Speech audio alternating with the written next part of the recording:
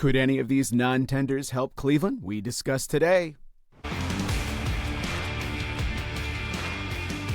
TJ, we have two choices today. I'll let you pick.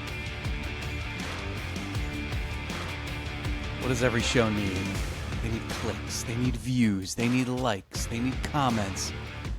All we have to do is talk about Shedeur Sanders. Just mention his name. Pick a side.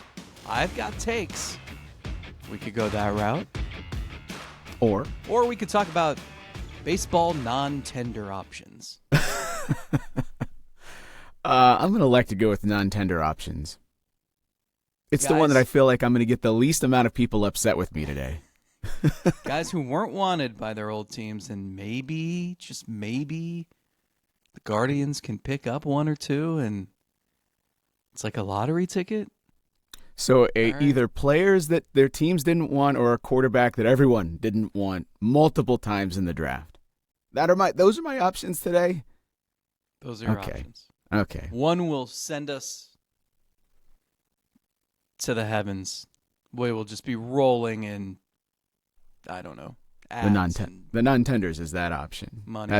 That'll do numbers. No, I actually want to discuss it. I do.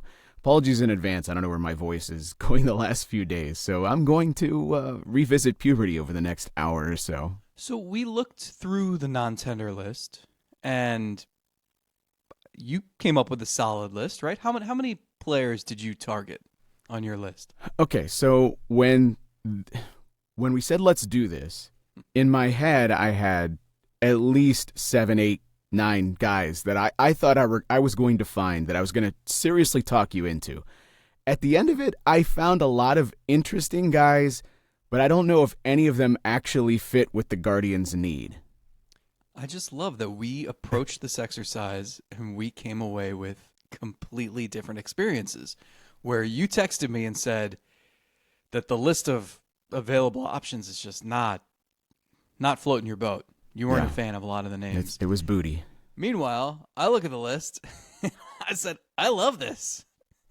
You found 10 names you liked, mostly position players, and I found 23 that I liked, mostly pitchers. So I don't know where this is going to go. Do we just create an expansion team and we can fill out 26 names? No, I'm actually glad you mentioned that, because the names that I went through, that was the idea that I had. There are a lot of, ooh, that's interesting. I would love to take a shot on that guy. If I was a team that I had envisioned losing 100 games, 95 games, even 90 games this upcoming year, there are a lot of guys that I'd take that guy and see what happens. And maybe I mold him into a piece that helps me for the next few years.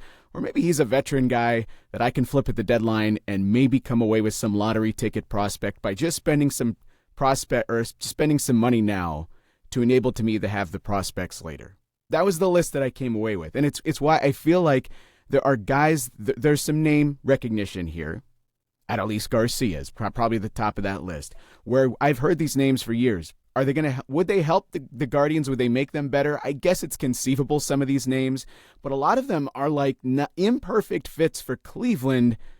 But if I were, say, the White Sox, or I don't even the Royals, but the Twins definitely in this division, there are a lot of names here. I'd be going, yeah, let's take a shot on that guy. Let's see what he wants. And I'm not selling this at all. This is not going to be an entertaining show. I actually will disagree with you a little bit, and here's why. I think one part of the roster that hasn't received a ton of attention, and I think part of it is because once Emmanuel Clase went down, the Guardians somehow had the best bullpen ERA in baseball the last 2 months.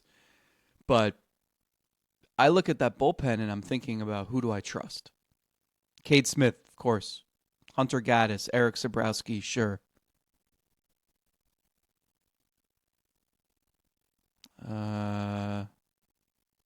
You will not get me to say Matt Festa. I don't care that he's got a cool owl. But he's next. Like they Guy's need, like on his honeymoon and you're trashing him. What are you doing? They need help. And you could convince me that at some point in 2026, you could have Andrew Walters and Daniel Espino back there just blowing guys away. Yeah, cool, maybe. Like, I'd love to think that Tim Herron can be 2024 Tim Herron, or the very, very end of 2025 Tim Herron, but you just don't know. And bullpens are volatile anyway. And so this is an area where if you look at the list of players who were non-tendered, the vast majority of them were relievers. And you're not going to necessarily find your seventh inning guy on opening day off the scrap heap, but it's just, this is a place where they can build some depth because they need some depth. Well, I'm glad we came away with two different thoughts. Me targeting hitters that I wasn't fully impressed by, but intrigued. You finding a lot of pitchers that you think can help Cleveland. So I'm glad we can come at this from a couple different directions. Let's start with hitters. Let's start with the most obvious guy, Adolis Garcia. Initially, when you hear that name is available, you think, oh, yes, that right fielder. He's a good defender out there, too. Had another great year defensively. A couple years removed from almost 40 home runs in 2023. Still managed to almost hit 20 this past year. Hit 19. So, okay, right-handed stick, power. Sure, seems like a great fit for Cleveland. Does it, though? Just coming off his age 32 season, a lot of warning signs here for a guy that hasn't been an above-average stick since 2023. Was an 83 WRC plus this past year. Yeah, I was initially interested, but I think it's going to be a hard pass for me on Adolis Garcia. Yeah, I'm mostly with you. I need to know the role he expects to play, the role the Guardians will actually use him in. I've seen this movie before, and it results in him playing 6 days a week and it not going well, and then cutting ties with him in July.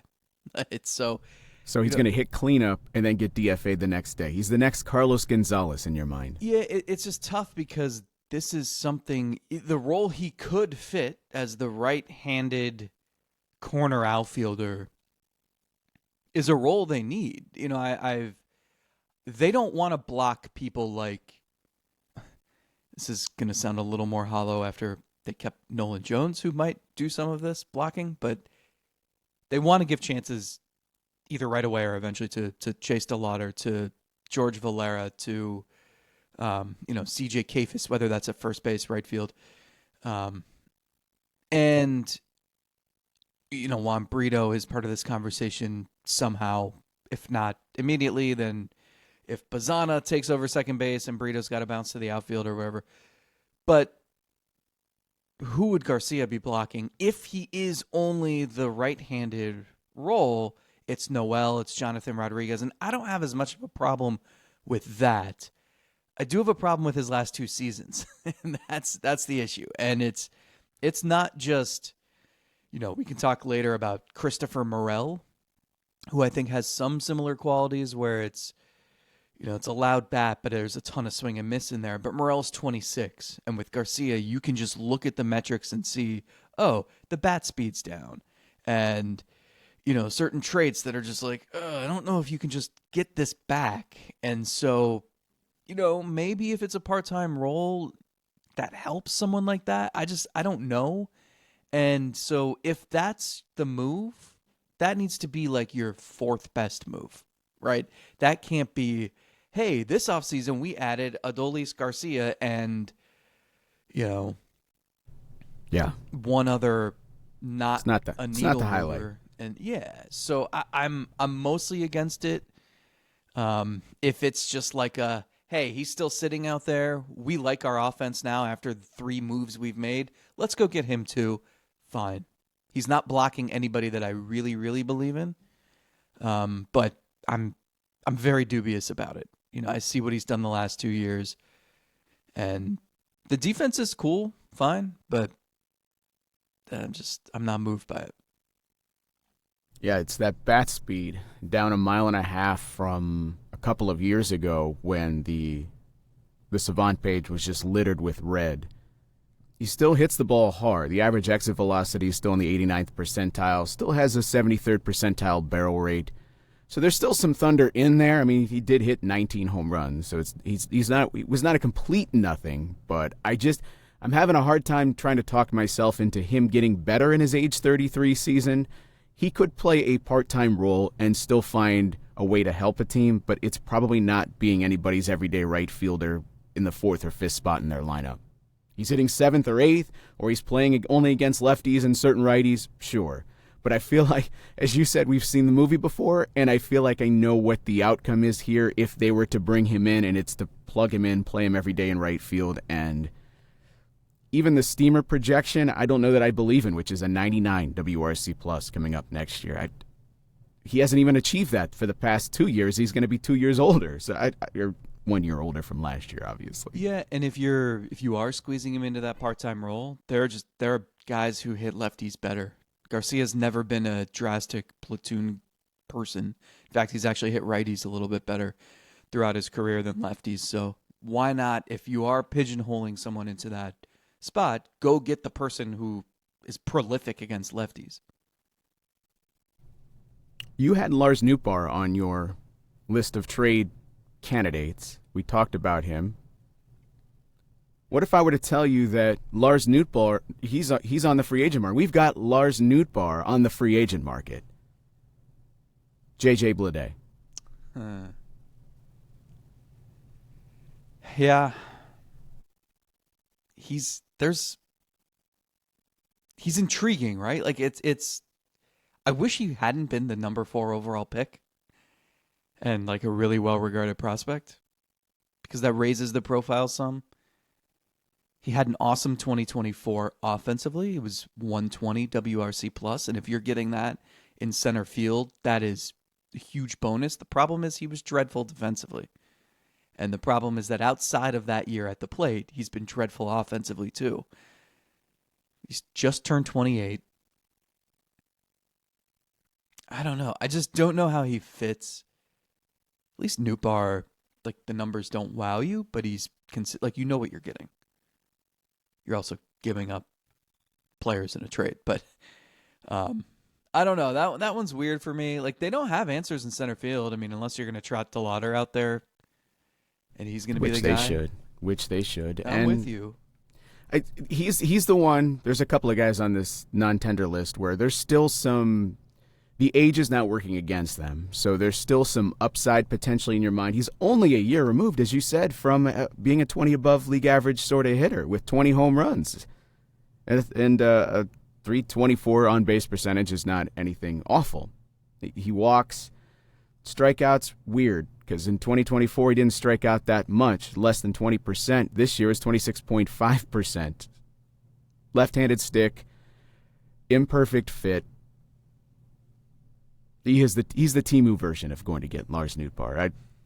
I would much rather spend resources on a guy that hits right-handed, or at least provides more of a known substance, and go with guys like DeLauder and like Valera or J.J. Bleday. Valera, give me Valera, because you already have him. You don't have to commit resources, even if it's a nothing for a Bleday. Yeah, I agree with you. He's a project, and it's tough to mix in someone like that, because he probably needs one more chance to play 5-6 days a week, and I don't think Cleveland's the right spot for that. Yeah, this is a guy like I was talking about. If I was a bad team, give me that guy, because we'll see. Same thing with Christopher Morel. You already mentioned him. Boy, going back a couple of years ago, seemed like, I don't know if he had star potential, but it certainly looked like he could have some all-star seasons within him when he hit 26 home runs with the Cubs in 2023, 120 WRC plus, got moved eventually in the Paredes deal, and just it's not been good. Can't find a home defensively, not good in the outfield for Tampa Bay, and if Tampa Bay couldn't find a way to get more of that offensive profile, like what makes me think that other teams are going to be able to do that, but he also just completed his age 26 season, and there's still some thunder in there. It makes him an interesting guy. Right-handed stick makes him interesting, but again, I don't know if it's a perfect fit for Cleveland. Yeah, it's like the best version of him is what you want the best version of Jhonkensy Noel or Jonathan Rodriguez to be. I kind of feel the same way I did with Garcia, where it's like, yeah, if this is just a move to get someone in here who's interesting to you, and it's not like you're not committing actual playing time or plans to this person, then I'm fine with it. Because, as you said, He's young. He's failed. He's got to learn from the failure. He's 26. It's not necessarily a finished product. He's also, again, not a guy who, he's been better against righties, against lefties. So you can't just take a right-handed hitter, throw them in right field, and say, you are going to hit lefties now. It did not work for Noel at all in 2025. So you can't just do that. So I'm not suggesting that, but I'm slightly interested because of the age, I think, and because, he was really good in 23, and obviously that's some time has passed. But I would just be wondering how could you capture that? And they have space for a right-handed stick. Again, if that's like your fourth best move, cool. If it's plan A or plan B, I think you need to redo your plans. The fact that he can't find a home defensively, and I know it's going to be a lot in the corner outfield. You could probably get him at first base a little bit too. You move down that direction. 35.7% strikeout rate this past year. I think I'd rather just roll with David Fry, and then again, I'm going to keep saying this, but like an Austin Hayes, a Rob Refsnyder, a Randall Grichuk, someone like that. All right, how about someone that actually could be a fit? Those first three guys I mentioned first, because I felt like those are the three biggest name hitters that got non-tendered, or at least had the most conversation tied to them. Probably not a lot of discussion nationally about Andy Ibanez, but that is a guy that could potentially help Cleveland. We've seen him a lot going back with his Detroit days, and he's a guy that in his career has been much better against lefties, has had some good years against lefties, versatile, so you could bounce him around. You could spell Jose Ramirez at third base. You could probably do worse on this list than Andy Ibanez. Sure. What is the role? Just a super sub? Yeah. Who plays against lefties? Isn't that what you want Angel Martinez to be? Yeah. I guess. Ibanez has just done it more in his career. And where's he playing defensively? Okay, Jose Ramirez gets a day to DH once a week, and Ibanez plays third. Where else is he playing? Anywhere. Some second base, DH. I just feel like they've got a lot of people at those spots. I don't know. I'm going to sound like a broken record because the offense was so bad that most names that you could say, I'd be like, sure, bring them in. Or I'm going to say that about a lot of relievers too, just because they don't have depth. Sure. What's the harm? If it doesn't cost you much, fine. But not at the expense of someone I actually want to watch play. And not in a role that doesn't suit them. Okay, what about Nathaniel Lowe? No. Why? I'd rather watch Kayfit. I mean, first base, to me, if you're going to acquire a first baseman, it's got to be an absolute slam dunk. And it's not going to be. So I would just rather watch Manzardo, Kayfis, David Fry, let those guys handle first base.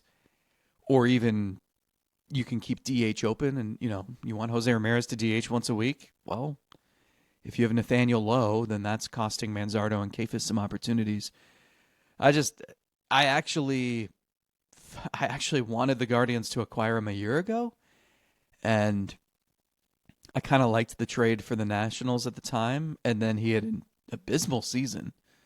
Rebounded a little bit later on, but just I feel like that you hope that Kayfis can do at bare minimum what he did. You'd be bringing him in to really only play against righties.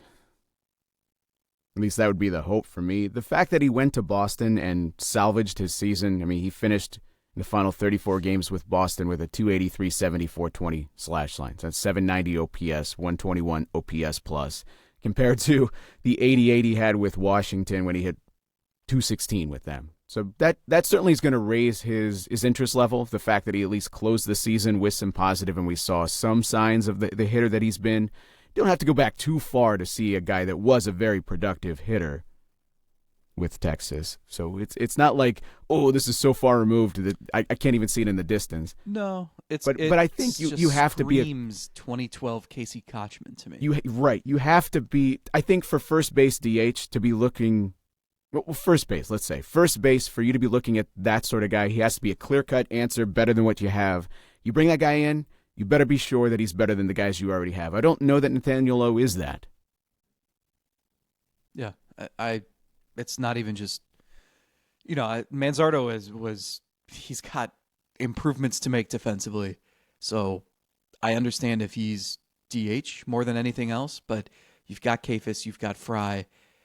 Noel can play there. Like, I'm not worried about covering first base. Ralphie Velasquez could debut at some point in 2026. So that's just, if you're going to get a first baseman, it's got to be someone who's going to play there 150 times, and they're going to do that because they're such a great offensive threat.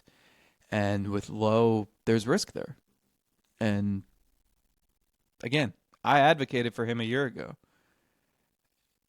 I think coming off 2024, he had an elite walk rate, great chase rate, whiff rate, good expected numbers, and a lot of those fell off the table in 2025. I'll put these two guys together. Similar mold in that they do the exact same thing. Left-handed hitting outfielders. Mike Tauchman, Jake Fraley. Yeah, I would have been more interested before. Like, I just think with Nolan Jones coming back, those guys are out. Unless you trade Stephen Kwan. Tuckman's kind of interesting. Good plate discipline. Usually runs a pretty high on base percentage. And actually, Fraley is the same. But you think about left-handed hitting corner outfielders, you've got DeLauder, Valera, Jones. So I just don't think there's space. Tauchman is a guy that you're only playing against righties. Mm-hmm. Ran a 115 WRC plus last year with a 356 on base percentage, playing just as that platoon role. Really good. Like this is the sort of player that good teams have. Fourth outfielder that finds his way into the lineup a lot, but no one's basing their entire lineup around him. So to that degree, I feel like he's a proven commodity that even entering the age of 35, if you brought him in, I'd think at least he raises your floor a little bit. But he's not an answer anywhere.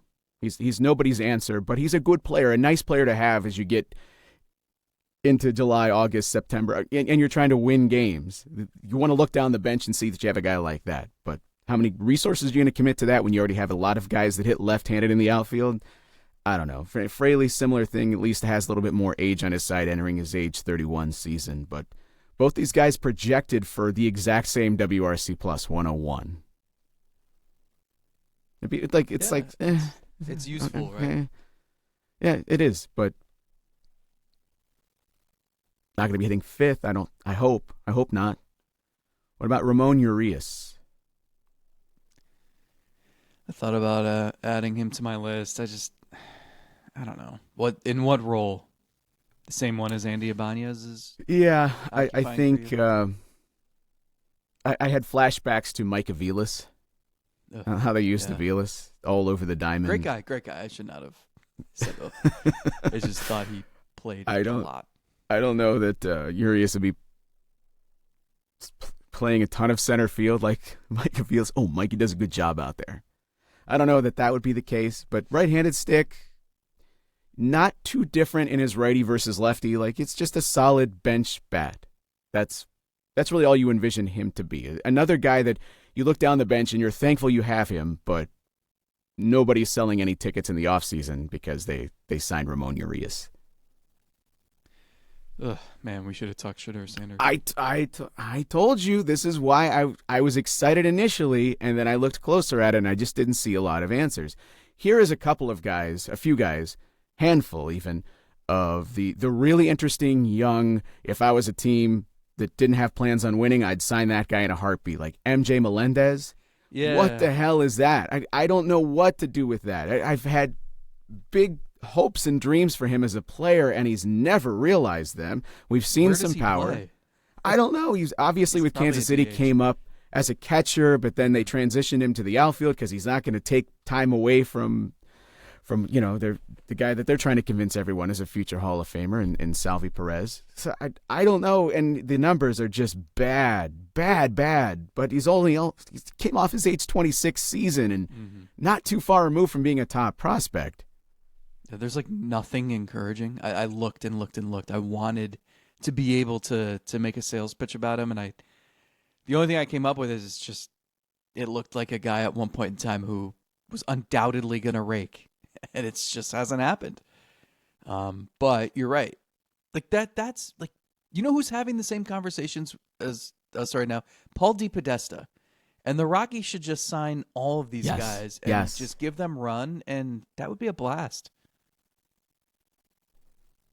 The Guardians have to be like a decent team that only has certain holes, and you have to have the right fit. Like Melendez is even less of an answer compared to Kefis. Like Kefis is more interesting, and Valera is more interesting, and obviously Delauder is more interesting. And then when we get to it, Brito is more interesting. But if you didn't have all of those guys, like a team like the Rockies or some other similar team, sign that guy. Maybe see if you can revive the catcher days. I don't know. Make him more interesting so that you can either keep him or sell him at the deadline. I don't know. There's something about a player like that having nothing to lose. He was, I can't remember what the stat, he was like 6 for 60 last season with the Royals, and they sent him down and he didn't come back up. And imagine being humbled like that, going to a new environment, and there's just no pressure. Because it's like, go play. If you hit, you hit. If you don't, fine. He's already been cut before. Maybe he'd thrive. I went to Alexander Canario's Baseball Savant page, and the one thing that did jump off the page is that his bat speed. 98% strikeout rate. But he's got incredible bat speed. What can you do with that? 25 years old with incredible bat speed. Can you do something with that? More of a project, I know. Right-handed hitter, though. Yeah, I haven't seen the Guardians be able to translate those tools into a productive hitter. In my notes, I said, I'd love to say yes on him. There was a time when he was a really well-regarded prospect, too. But he's got that bug that just, I don't know that you can fix that hole in the bat. Maybe he swing even harder. Train him to swing even harder. Last one I've got for you. Boy, if you just went to his page in 2024, or you do the little click down, you go back a year, and you look at Michael Tolia's Baseball Savant page in 2024, oh my goodness, that is fun. Red everywhere. 91st percentile in expected weighted on base average, 93rd in expected slugging, 91st in average exit velocity, 98th in barrel percentage, 94th in hard hit rate, good bat speed, good walk rate, switch hitter. What's not to love? A year later, non-tendered by Colorado, the team that you're saying needs to take a shot on all these guys. And but the what Savant is it page is not good. Not good in 25. And I know he only had partial experience in 22, 23, 25. Why were those years, none of them look anything like 24? I don't know. That's a tough sell. It's like the Nolan Jones thing, looking at him from 2 years ago with Colorado. Yeah. And going, what in the world? But at least he still hit the ball hard even when he was making outs. It's really strange. If you showed someone his Savant page and hid the name, hid the particulars, I mean, how many guesses would it take for someone, a casual baseball fan, before they came up with the correct name here? 300? Yeah, hundreds. We saw the bat speed dip. It's like the only real change without looking seriously. That's what I was wondering. Is there something there that prevented him from achieving his full swing, feeling good? I don't know. But it was bad. All right, so no hitters. Is that our conclusion here? I'm not sold on any of them being able to help. Maybe I can talk you into some pitching then. you're always a proponent of no such thing as a bad spring training invite, right? Like, who would be against that? What is preventing the Guardians? You have this reputation. We can fix you. If you're coming off Tommy John surgery, come on in. We are a rehab facility. If you just want to improve or resurrect or salvage your career, look what we do. We made Jeff Manship an ALCS champion. We made Dan Otero.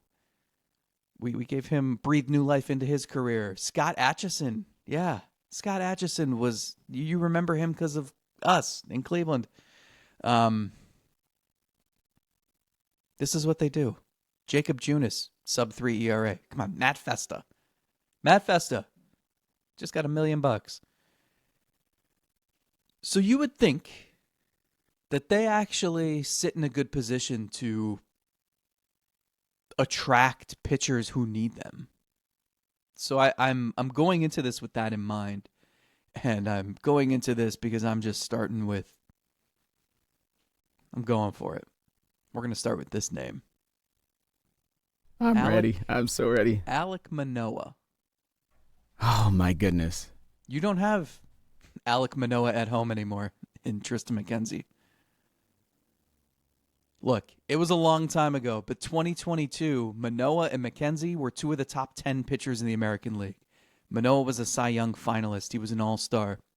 Remember, he was mic'd up when he was pitching in the all-star game? Oh, yeah, that was fun. Yeah. That was so much fun. He's been through a lot since then. It's been ugly. It's been really bad. It's been very reminiscent of what McKenzie has dealt with here. He's got elite extension. That's always something Cleveland loves. He's a project. And I just can't think of a better marriage than an organization like the Guardians and him. If I'm him, I'm narrowing my list to like Dodgers, Rays, Guardians, Brewers, Mariners, and that might be it. Because I need people who understand pitching and individualized plans. And look, I'm not saying that he is going to be part of the 2026 solution here, but what is the harm in getting someone like that into your organization and just seeing what you got? Everyone remembers LeBron James welcoming all the teams in to do their presentations the first time he made his decision, right? That was really fun, being around Cleveland at that time and trying to see who you could spot, who famous was in town. What if it was the other way around for free agents and they were trying to, like, they're sending packages to the teams. Sign my guy. And, of course, this happens with names that aren't major leaguers or minor leaguers looking for deals, and you're reaching out to teams trying to find solutions. But a guy that has had success like Manoah, and you're going around trying to sell your services like you are the team that we want to revitalize his career. The Guardians are in that position. They've earned that. I mean, yeah, sure. Well, there would be nothing to hurt taking a shot on a guy like that on a non-guaranteed, non-roster deal and seeing what you could see. I don't think anyone's giving him a guaranteed contract. So that's No. where you benefit here, where it's like, who can give me the best opportunity to resurrect my career? And it's, again, I'm being, you obviously can't be too picky. There's not going to be 30 or 29 teams who want him, but you can be a little bit picky and make sure it's the right fit. I know 2022 was a long time ago. I'm not saying this is my number one target or anything, but he had the most effective fastball in the league in 2022. Never gave up hard contact. Nasty slider, sinker, changeup combo. He had everything.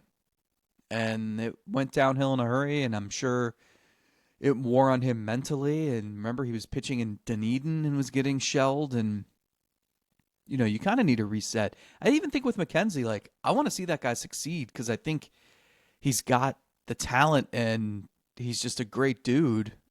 A big part of me thinks he needs to get away from Cleveland and just have a change of scenery and, a breath of fresh air and reset. And maybe it's the same for Manoah. All right. But let's talk actual people who can help you. There are so many relievers. We don't have to spend a ton of time on all these guys, but in terms of helping you immediately, maybe someone who would command a guaranteed contract. Can I interest you in like Mark Leiter Jr. from the Yankees?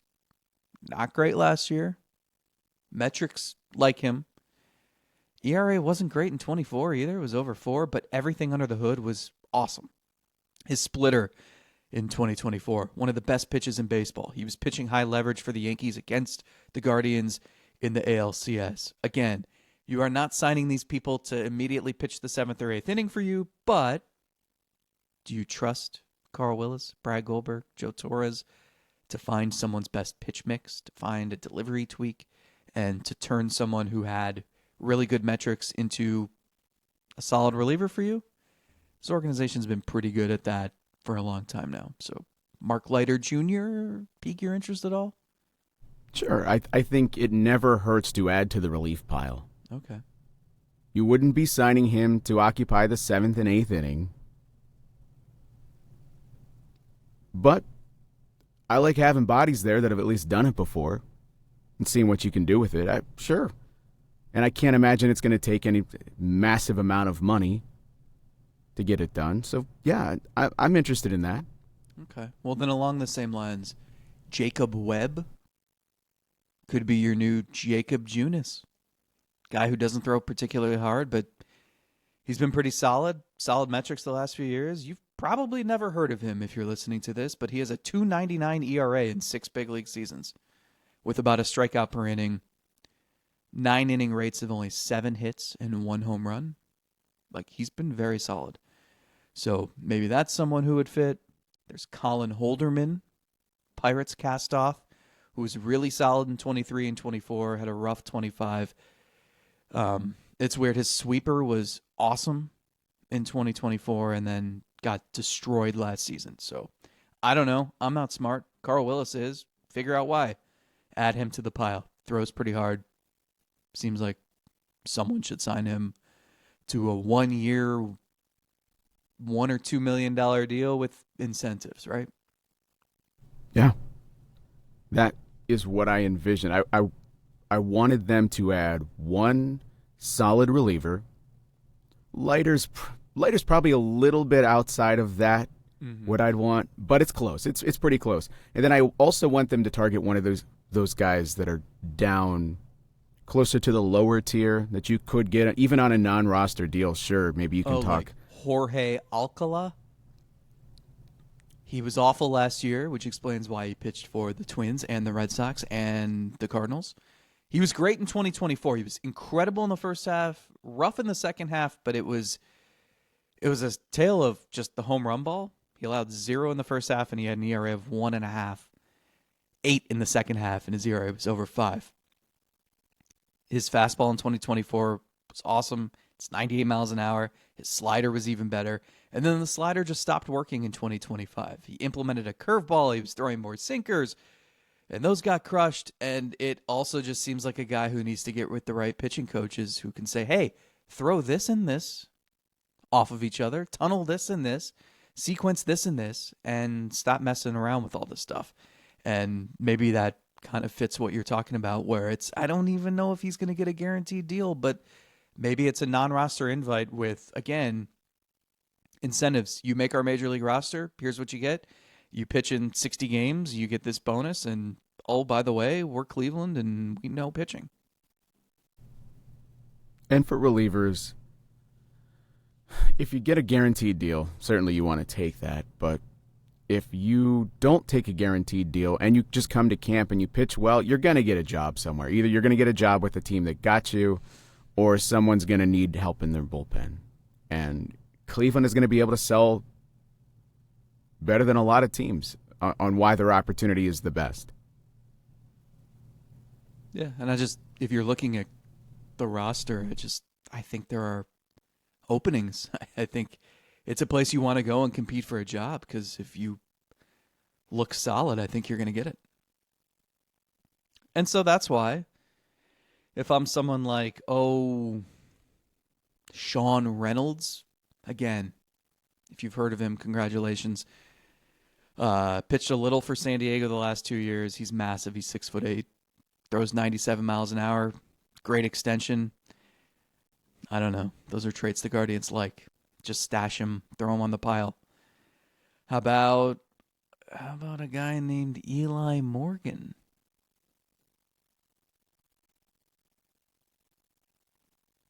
You could cement your victory in the trade. What's his injury status now? Yeah, a little cloudy. He missed most of the year. It was elbow trouble. But I don't believe had surgery at any point. Do you want to know where I stand? If it's a non-roster deal, fine. Yeah. I also, when I saw his name, I wondered if it was a similar situation to like Sam Hench's with Cleveland, where they've already discussed maybe how they get him back, but they just can't guarantee a roster spot to a guy that is not at full health at the moment or hasn't proven to be fully healthy, and it's tough for them to carry him throughout the winter. That was the first thought that popped into my head. Mm-hmm. Good trade.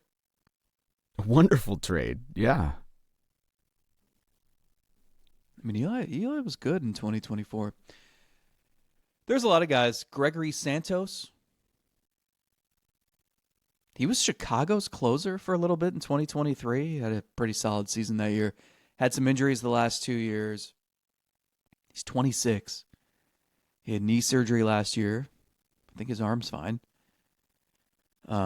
Again, another guy just kind of like Alcala. Good arm. Young. Add him to the pile. And again, we're not saying that this is like, hey, plan A, here's how to fix the bullpen. No, but sometimes how you fix the bullpen is by just throwing names at it. Having a lot of guys. I think they need two things. I think they need another high leverage reliever. That's not going to be the intent behind any of these people. And I think they need depth. This is one way to patch up that. For example, you need your next Colby Allard. Maybe your next Colby Allard is Taylor Saucedo. Former Mariners pitcher, Mariners reliever, who was his bullpen coach in 2023, which was like his breakout season. Stephen Vogt, who I have heard rave about this guy. Huge ground ball rate. Not going to be a guy who comes in and kicks Eric Sabrowski to the curb or even Tim Herron, but depth. First lefty in waiting. Maybe you carry 3 lefties off the rip. Just somebody to keep in mind. Trent Thornton, another Mariners cast-off. He's got rec specs. That's always a plus. You know, we had Eric Plunk. We had Matt Miller. But it's been a while. Like, who was the last Cleveland pitcher? Hunter Gaddis for a bit. Yeah, for a minute.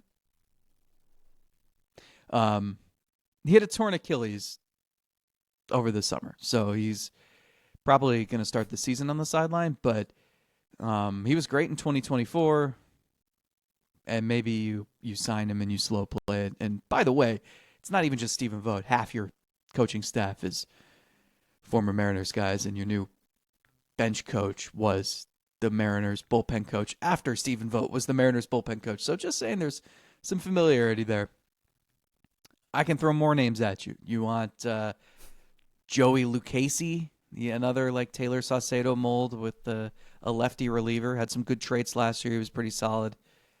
Again, I like Sabrowski. I want to believe that Herron will still be a good reliever from the left side, but nothing wrong with depth. I don't see any obvious lefty relievers in AAA unless it's Doug Nikhazy or something. Who else? You want, I don't know, Max Kranick. Throws 96, great extension, elite walk rate. He had flexor tendon surgery. He's probably going to miss a lot of the year, but take a flyer. Just listen to yourself. You said throws 96, and you said it with such like grossness. Throws 96. He congratulated Shador in the post-game speech. The guys that go back 15 years ago, the best reliever, like you take the worst reliever on a bullpen now and throw them into somebody's bullpen 15, 20 years ago, perennial all-star. Now it's throws 96. Maybe someone will say you can come to camp if you pay your way. Have to go the Willie Mays Hayes route, like wake up outside and come into camp in your pajamas. Maybe you could earn a job throwing 96. I don't know. I remember when you could create a player. I mean, you still can, but when I was a kid and you create a player, and like I'd make myself a pitcher, and you'd set the bar on, all right, how hard does this guy throw? And like you didn't want to be greedy or arrogant, so like I'm not gonna set it to 100, but like, ooh, this Zack Meisel character throws 94. Oh my goodness, that's just so pedestrian now, below average. Here comes the fireballer at 93. Danny Young, lefty, time to be alive. Elite sweeper, had Tommy John surgery in May, so it's like a John Means type of situation. Only throws a 93-mile-an-hour sinker before surgery, but again, that elite sweeper gives him an awesome career strikeout rate of 29%. Maybe that's a John Means type flyer. And then how about Dowry Moretta?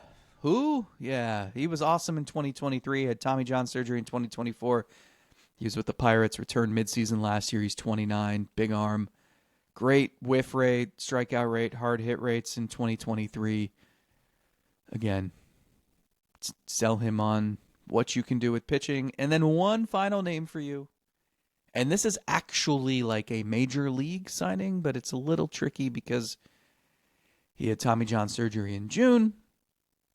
Supposedly the Dodgers still want him. But Evan Phillips has been one of the best relievers in baseball for a little while now. Over the last 5 seasons, he's got 195 innings with the Dodgers and a 2.22 ERA. All the metrics look awesome year after year. All you have to do is say, hey, look, come rehab with us. We've got a cool place in Arizona you can spend time at. We love spending money on rehabbing pitchers. It's what we do. All the chain restaurants you could ever imagine. Do you like Texas Roadhouse? Oh, my gosh. You should sign with us. Sign with us on a 1-year deal with a mutual option or whatever works. Maybe he pitches a little bit for you in September or something, and if not, it's a mean situation, and you evaluate him at the end of the year and decide on him for 2027, if there's a 2027. The funny thing is, you mentioned a lot of these guys. Some of them were interesting. Leiter's interesting. Webb is interesting. At least one of the names you mentioned is going to be there in the last week of camp. I would put money on it. And you always go to that last week of camp and there's someone sticking around that you completely forgot is still in camp and is still fighting for a spot, and one of these guys will be there. And the thing is, it's fine. It is absolutely fine. Depth is the one thing. I don't care how much you add to it. No one has ever been mad that they had too many relievers in spring training to pick from. No one has ever been upset about that. And starters too. I mean, most of these guys are guys that are going to be relievers, but even starters, just having additional bodies to protect yourself, it's absolutely needed.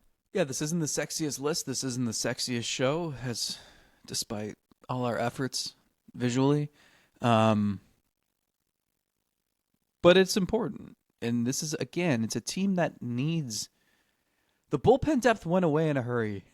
We were feeling good about it when it was like, obviously you had Clase and Enright and Aleman were your 2 guys in Columbus who you felt could come up and help you. And once Sobrowski got healthy and he and Herron could handle the left-handed side of things until Henches came back, and all of a sudden a lot of those guys are not here anymore. And so you need to go hunting.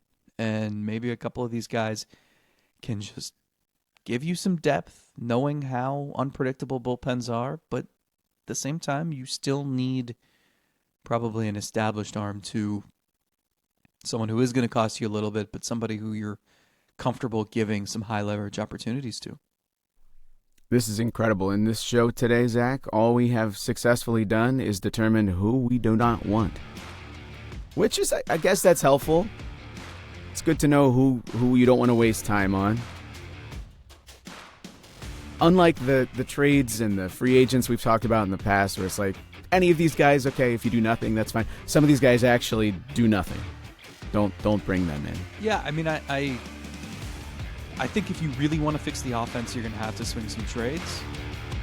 I think you can patch together the bullpen, the pitching staff through free agency, and I don't know. I like some of these names. I like Cleveland having pitching projects. I want to watch Alek Manoah in spring training and Daniel Espino in spring training. Let's go.